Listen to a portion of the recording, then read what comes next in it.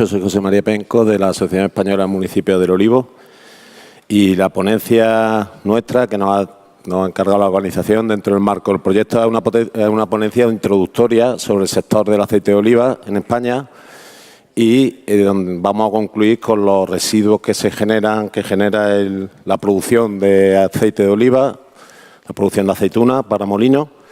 Y luego, a partir de ahí, ya van a entrar en detalle las universidades, los demás socios, van a entrar en detalle de los puntos del proyecto, de los fundamentos de la recuperación de las balsas que antes ya se ha comentado. Entonces, vamos a hablar del sector de aceite de oliva en general, de la importancia que tiene en España y un toque de nuestra opinión sobre cómo se debería producir el aceite, cuál es la estrategia de futuro, que sin duda está ligada a la calidad. Entonces, es una ponencia introductoria que no vamos a entrar de lleno en el proyecto, sino que eso será después.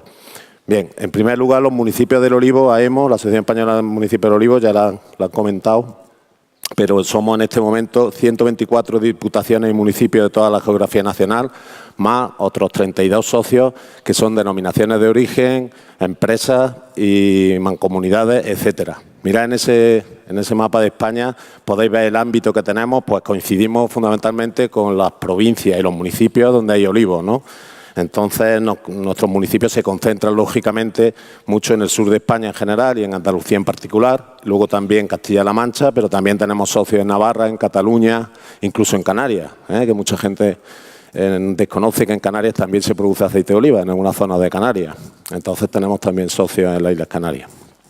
Y en Baleares, por supuesto. Ahí sabemos que se produce aceite y bueno, habréis oído que tenemos también de todo, hasta la xylella fastidiosa, ¿no? La bacteria que está atacando al olivar, que se ha datado en Baleares y también en Madrid, hace muy pocas semanas. Bueno, pues para los que seáis más neófitos, los que sois del sector lo conocéis, pero como era una introducción general, deciros que el aceite de oliva para nosotros es muy importante porque estamos en una zona productora, pero a nivel mundial el aceite de oliva es una grasa exótica, Es decir, es como para vosotros puede ser el aceite de pepita de uva. Si yo digo que el aceite de pepita de uva existe, pues ya mucha gente se extraña. Pero si os digo que la producción de aceite de pepita de uva es del nivel de la producción mundial de aceite de oliva, sí que os extraña más todavía, ¿no? Bueno, pues en otros países, en otros continentes, el aceite de oliva, aunque para nosotros sea muy importante, es un producto exótico. Solamente el 2,4% del total de la grasa es aceite de oliva, el resto son otras grasas. La principal es el aceite de palma, en segundo lugar el aceite de soja, en tercer lugar la colza, el girasol, etcétera. Pero de todos ellos, o de casi todos ellos, el único que es un zumo de fruta, es decir, que proviene de una fruta, como es la aceituna, es el aceite de oliva. La mayoría del resto de aceites, la gran mayoría, son aceites de semilla y que tienen que refinarse para su consumo. Luego, aunque somos solamente el 2,4%, la calidad de nuestra grasa, del aceite de oliva, y especialmente el aceite de oliva virgen extra, está muy por encima del resto de la grasa. Y la conclusión también es que, bueno, estamos produciendo cada vez más aceite, porque eso es así. A nivel estructural, quitando alguna campaña que haya alguna adversidad climática, España en general y España en particular y la cuenca mediterránea en general y otros países emergentes estamos aumentando la producción de aceite de oliva. Pero fijaros que tenemos un mercado potencial del 98,5% de la grasa. Eso es esperanzador. Es decir, nos queda mucho por conquistar, ¿no? Con un poquito que suba en porcentaje el consumo en el mundo, pues son millones de toneladas que supondría. Y hablando de eso, ¿quién produce el aceite de oliva del mundo? Ese 2,4% de consumo de grasa que se corresponde aproximadamente con 3 millones de toneladas. ¿Quién consume eso? Mira, ¿quién produce eso? En esta diapositiva, la campaña 13-14, pusimos a escala real cuál sería la producción mundial si cargáramos el aceite de oliva que se produce en el mundo en petroleros, a escala real. Es decir, si lo metiéramos en petroleros, Dios no lo quiera, pero si lo metiéramos, un petrolero tiene 200.000 toneladas, ¿no? Bueno, pues ahí estáis viendo la producción de España ese año, el año 13-14, 2013-2014. La producción de España fue 1.800.000 toneladas, 1.790.000. Quiere decir que España produjo ese año hasta 9 petroleros. El siguiente país, que es Italia, Ese año produjo 450.000 toneladas, que es una gran producción para ellos. Bueno, pues son 2 petroleros y medio. Es decir, con esto y el siguiente, Grecia, no llega ni a 1. España, 9. Quiero decir con eso que España no es solo líder en producción de aceite de oliva, es líder indiscutible. Y 1 de cada 2 kilos o litros de los 2 que se producen en el mundo proviene de España. Fijaros hasta qué punto llega nuestro liderazgo en producción, que la primera ciudad productora de España, que es Jaén, produce un año bueno 450.000 toneladas o 500.000 toneladas, que es más de lo que produce el segundo país productor, que es Italia. Es decir, Jaén solo produce más que Italia. Pero es que Córdoba, que es la segunda provincia productora de España, produce más que Grecia, que es el tercer país productor. Es decir, la conclusión es que la importancia de la producción española de aceite de oliva es vital en el mundo, tanto para la producción del propio aceite como para la producción de residuos también, que a mí no me gusta llamar residuos, a mí me gusta llamar subproductos, porque todos los derivados que surgen tanto del campo, del olivar, como de la industria, todos ellos tienen un uso. Por tanto, estaríamos hablando de subproductos, no de residuos. Bueno, pues España también, por supuesto, igual que es productora de la mitad del aceite mundial, es productora de la mitad de los subproductos derivados del cultivo del olivo y de la producción de aceite de oliva. Y ahora me permitís 5 o 10 minutos, o 5 minutos, hablar de la calidad. Porque producimos mucho, pero ¿qué es lo que debemos de producir? Vamos a ver, ¿a alguien se le ocurriría tomar un zumo de esas naranjas que estáis viendo ahí? Cuando la naranja se cae al suelo, le atacan microorganismos, hongos, etcétera, y se pudren, se producen fermentaciones, tanto en la piel como en su interior. No tiene ningún sentido que nos tomemos un zumo de esa naranja, ¿no? Bien, pues si la aceituna dejamos que pase el tiempo, que llegue enero, febrero, depende de la variedad y de la zona. Febrero, marzo, abril, mayo. ¿Sabéis que en Andalucía todavía, no sé por aquí, Enrique, pero en Andalucía hay almazaras que todavía no han cerrado, estamos ya en mayo? Si dejamos que pasen el tiempo, el fruto madura y se cae al suelo. Y las aceitunas que tenemos son como estas, ¿no? Si de ahí extraemos un aceite, ese aceite resulta que, además de tener mucha acidez, mucho índice de peróxido, mucha K, en fin, todos los índices físico-químicos, aparte de eso, es un aceite totalmente lampante, que tiene un nivel de defectos muy alto y que habría que refinar. Si nosotros refinamos, es obligatorio, porque la ley no permite, la normativa no permite que el consumidor se tome un aceite que sea de categoría lampante. Los aceites lampantes son los que tienen defectos o los que físico-químicamente no cumplen unos índices. Bien, lo tenemos que refinar. ¿Qué es refinar un aceite? Refinar un aceite es extraerle toda la fracción que llamamos fracción insaponificable. El aceite se compone de 2 cosas, de ácidos grasos, de triglicéridos, que en forma de ácidos grasos, de triglicéridos, de grasa, al fin y al cabo, y de elementos menores, o fracción insaponificable. Eso es lo que le da color, olor y sabor al aceite. Bien, pues si esos elementos menores, que no son más de un 2% del volumen del aceite, son negativos, los tenemos que eliminar, y eso es el proceso de refinación. Si lo eliminamos, nos queda un producto incoloro, inoloro e insípido, que se llama aceite de oliva refinado. Eso lo encabezamos con un poquito de virgen o virgen extra, y eso es lo que en el mercado se llama aceite de oliva. Eso es lo que tenemos que hacer si la aceituna que llega al molino es de mala calidad. Sin embargo, si la aceituna que llega al molino llega en noviembre, diciembre, incluso enero, en algunas variedades, es decir, en un momento óptimo de maduración, es una fruta. Es como una naranja, es lo mismo, o como una manzana.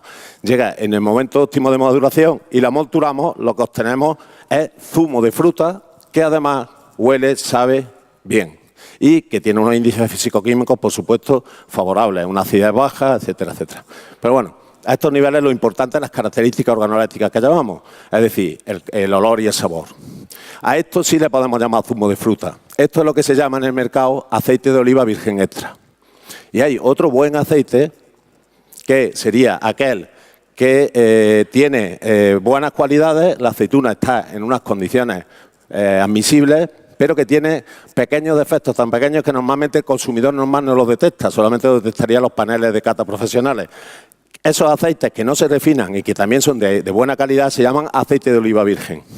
Entonces, lo que encontráis en el mercado, y aprovechamos porque esto, cuando hacemos encuestas, y preguntamos las categorías de aceite que existen en el mercado a los consumidores normales, a pie de lineal, nuestras encuestas nos dicen que solamente un 8% de los españoles son capaces de decir qué categoría de aceite existen. En el lineal, no estamos preguntando plan técnico en el almazar, no, en el lineal, en la tienda. Solamente un 8%, depende de las encuestas, o un 10% de los españoles lo saben. Fijaros, país líder mundial en producción, que producimos indiscutiblemente más que nadie, y solamente el 8 o el 10% de los españoles sabe las categorías de aceite que existen. ¿Cuáles son? Os lo acabo de explicar. El aceite de oliva virgen extra, que será aquel que cumpla unos índices de acidez determinados y de otros índices que nos ponemos aquí, pero que no tiene ningún defecto. Ese sería el aceite de oliva virgen extra, un producto natural, un zumo de fruta.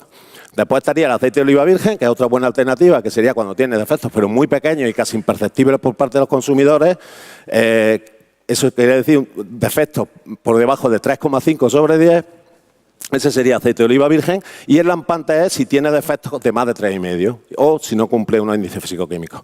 Como he dicho, el lampante se tiene que refinar y una vez refinado se mezcla con un poquito de aceite de oliva virgen o virgen extra y a eso se le llama aceite de oliva. Entonces, en el lineal os vais a encontrar 3 aceites. Aceite de oliva, que sería refinado con un poquito de virgen o virgen extra, aceite de oliva virgen y aceite de oliva virgen extra.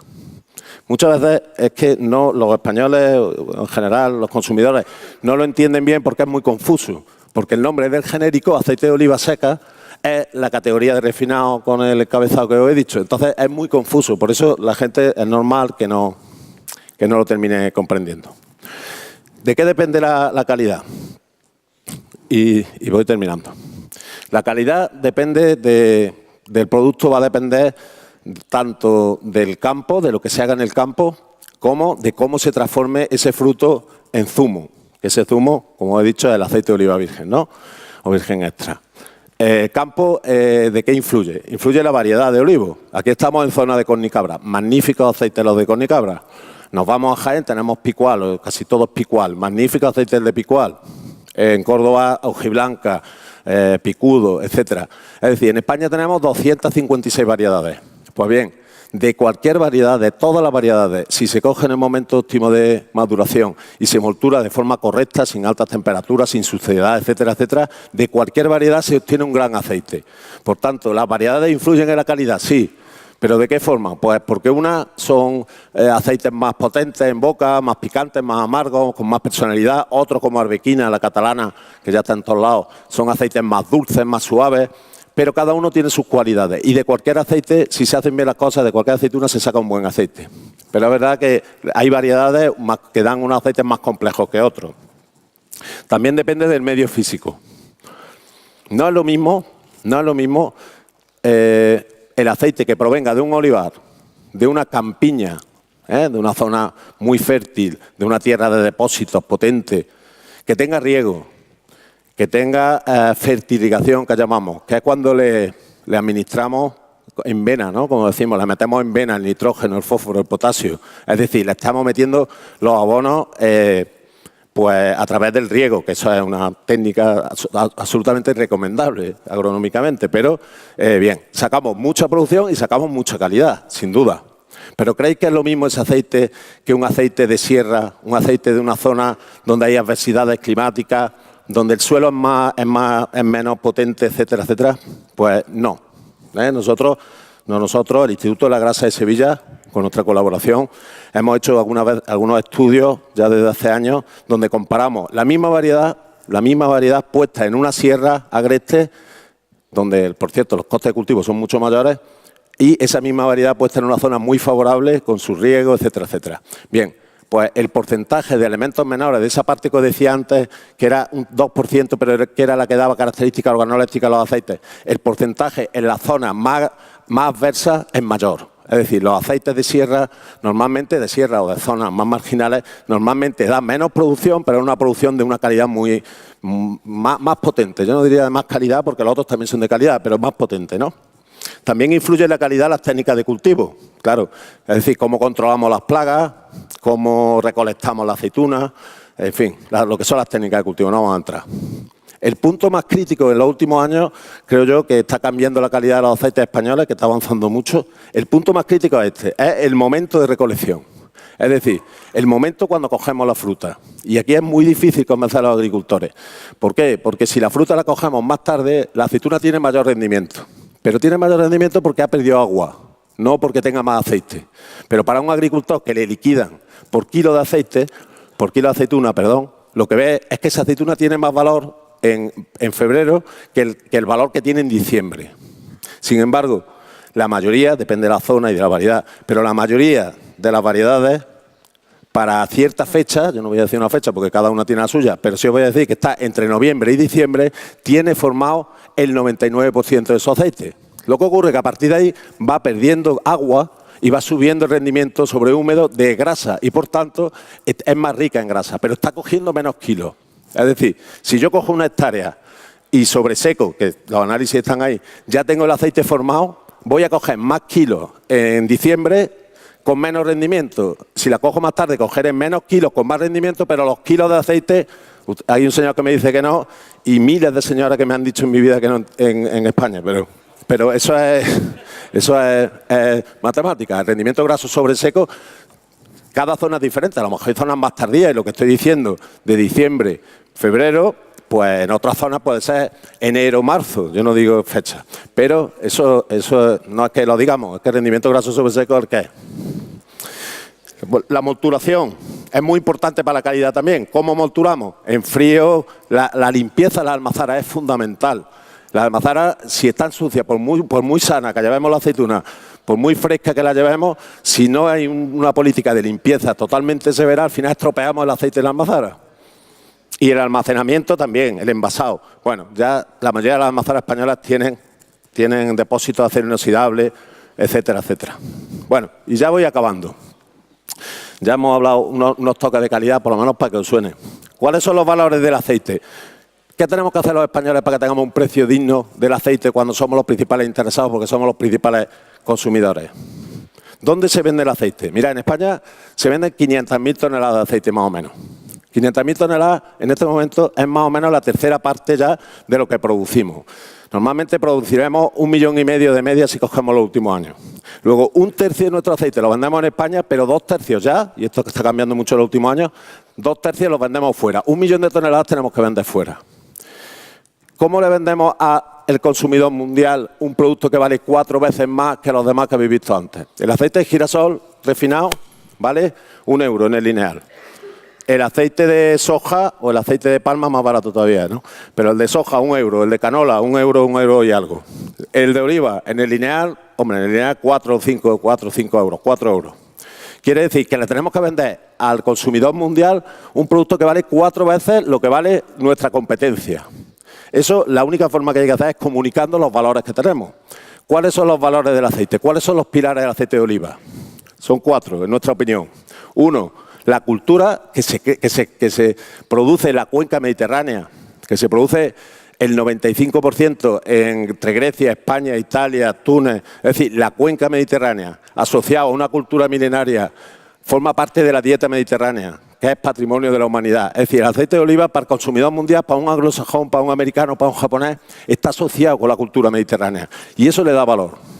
Otro argumento, en nuestra opinión el más importante, la salud.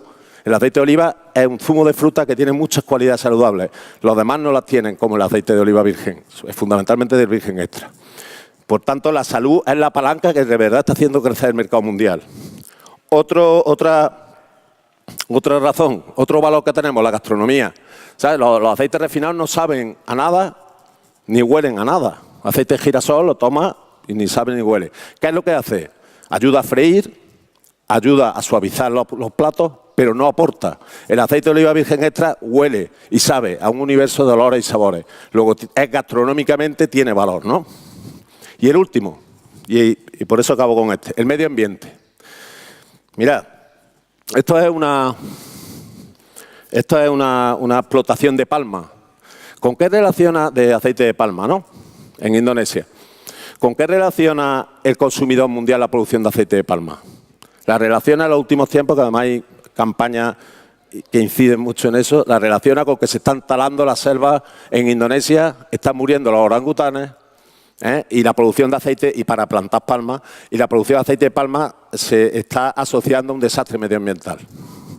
El girasol, bueno, no hay ningún desastre medioambiental, pero una planta anual que se pone en el suelo, se corta cada año, se le tira y se vuelve a sembrar al año siguiente.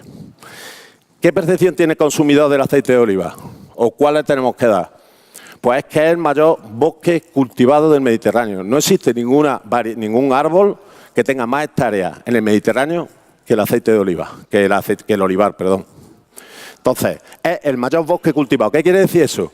Que tiene capacidad de fijación de carbono. Ahora que estamos con el cambio climático, fijaros que igual que es bueno plantar árboles en bosques, etcétera, para que fijemos carbono, de la misma forma también será bueno, porque al final es un bosque cultivado, pero es un bosque. Es un bosque que tiene en España, para que os hagáis una idea, 320 millones de árboles. Cada español le corresponden 8 olivos. Si dividimos los números de olivos entre los españoles, quiere decir que tenemos 8 olivos cada uno. Luego no es así. No vayáis a reclamarlo. Por tanto, esto vende también. Esto es un valor para el aceite. Y esto, sobre todo en Centro Europa, en los países nórdicos, valoran que se estén tomando un producto que además está siendo favorable ambientalmente.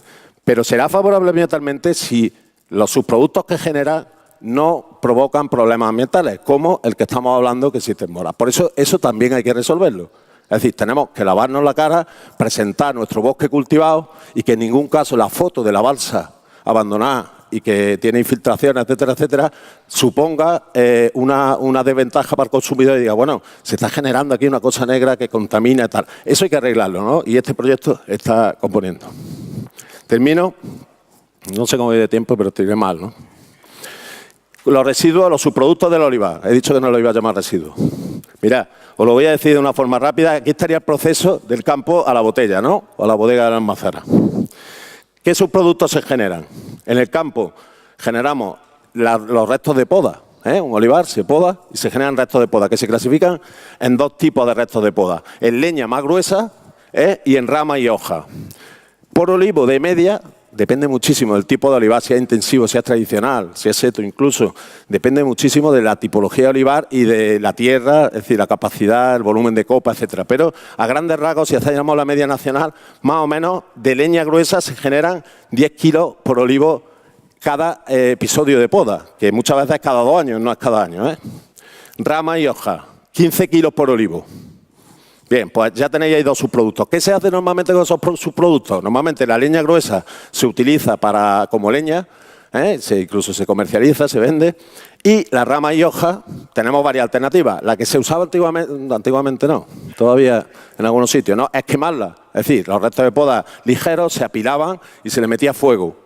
Pero si estamos con el tema de que somos el mayor bosque cultivado, que vamos a fijar carbono, etcétera, etcétera, y lo quemamos, ya no estamos fijando carbono, porque estamos emitiéndolo otra vez a la atmósfera. Por tanto, no es lo más adecuado. ¿Qué es lo más adecuado desde el punto de vista medioambiental? Pues triturarlo y dejarlo en el suelo. Se crea se tritura con una trituradora, los restos que no sean la leña gruesa, se dejan en el suelo. Otra alternativa, pues transportarla, empacarla, astillarla, compactarla y utilizarla como biomasa, como generador de biomasa. En la recepción de aceituna, cogemos la aceituna del campo y nos vamos a la almazara. En la recepción se recibe la aceituna y se limpia y se lava. ¿Y ahí qué se genera? Ahí se generan hojas y ramillas, porque cuando se ha recolectado viene con hojas y ramillas, que lo que llamamos la limpiadora por aire la elimina. Bueno, eso es aproximadamente un 10% del peso de lo que llega del total de kilos de aceituna. También se generan piedra y tierra, porque la lavamos, que en volumen sería aproximadamente un 1%. Se generan aguas de lavado, y aquí ya estamos hablando no de alpechines, pero sí de aguas contaminantes que se generan en el patio de la almazara cuando lavamos la aceituna. Eso aproximadamente es 0,1 litro por kilo de aceituna. Y se generan exudados de las torbas. Exudados es que las torbas, cuando la aceituna permanece, empieza a echar un líquido negro que es muy contaminante, que es un alpechín de alto grado contaminante. A eso se le llama exudado. Eso se canaliza normalmente y se lleva a las balsas, a las mismas balsas de alpechín o alpechinera. En la molienda no se genera nada, en el batido no se genera nada, en la centrifugación, la masa, la mayoría no sé si lo conocéis, la masa se muele, se convierte en masa, se bate para preparar la extracción de aceite, se centrifuga a 3.000 revoluciones en una centrífuga horizontal y ahí es donde se produce la separación. Ahí sale por un lado aceite y, como han dicho antes, el 80% no es aceite. ¿Qué es? Pues agua, pulpa, hueso y piel, ¿no? Eso es lo que llamamos, esa mezcla es lo que llamamos alperujo. Cuando trabajamos en 2 fases, salen solamente aceite y alperujo. Cuando trabajábamos en 3 fases, salían 3 cosas. Salía aceite, alpechín y orujo. Pero ahora sale aceite y alperujo. Un 80% se genera centrifugación. En la centrifugación vertical, lavamos el aceite, es decir, ya el aceite que ha salido, lo metemos a más revoluciones, a 5.000 revoluciones, para quitarle la impureza y humedad que le quedan, y ahí se adiciona agua. Y al adicionarse agua, también sale agua, un 0,15, aproximadamente 0,15 litros por kilo. Decantación, también se produce un 1% de aceite aproximadamente de fondo, se decanta y el agua del fondo se saca y borra. Y bien, en la bodega, el pechín y borra. Esos son los subproductos que se generan en el olivar. Y voy terminando de verdad, 2 minutos. ¿Qué problema ha habido con las balsas alpechín? Porque ese alpechín o agua de vegetación, más me gusta llamar en 2 fases que alpechín agua de vegetación, ¿qué es lo que ha ocurrido? Mirad, en España hace 30, 35 años las almazaras, los sistemas de centrifugación eran de 3 fases. Entonces, cuando estamos en 3 fases, según lo que he puesto antes, se generaban 1,10 litros de fluentes líquidos aproximadamente, y eso es una media, por kilo de aceituna. ¿Vale? Hoy hubo un cambio de tecnología, se pasó de las 3 fases a las 2 fases, un cambio muy simple, pero muy simple tecnológicamente, pero que no se hizo hasta hace 30, 35 años. Y hoy el 95% de las almazaras de España son de 2 fases. ¿Qué provocó eso? Que la generación de ese 1,10 de fluentes líquidos, del pechín y agua de vegetación, se convirtió en 0,25 de media. Por tanto, hay una reducción de un 77% de los fluentes líquidos. Y decir, por kilo de aceituna. Y decir, ¿dónde está? Eso no puede desaparecer. Eso está en el orujo. Porque en 3 fases, el orujo es más seco, tiene menos humedad. Con 2 fases lo que hacemos es que ese alpechín se lo estamos sacando en el orujo. Por tanto, esa humedad se nos va. El problema pasó a los orujeros, en cierta forma, ¿no? Porque se le da un orujo mucho más húmedo y mucho más incómodo de trabajar. Pero nosotros en las almazaras bajamos las emisiones de fluentes líquidos en un 77%. Mirad qué cuenta he hecho. Si España, claro, hace 30 años también es justo decir lo que producíamos, ¿no? Y es maximizado. Era un pico, pero España podía producir, cuando estábamos en esos momentos, en torno a entre 800 y 1 millón de toneladas. Por tanto, generábamos aproximadamente 1.150.000 metros cúbicos de efluentes líquidos. Hoy, España ya, de media, produce 1,5 millones de toneladas, luego producimos más, pero la emisión de efluentes líquidos es 0,25 metros cúbicos por tonelada, que es lo mismo que kilos por litro, litros por kilo. Por tanto, 375. Luego, la reducción real ha sido aproximadamente de un 67%. Hace 30 años, cuando se hicieron muchas de las balsas, se hicieron para este volumen. Y hoy, realmente, estamos produciendo este volumen. ¿Qué es lo que eso implica? Implica que nos sobran balsas. ¿Cuántos nos sobran? Depende de la zona.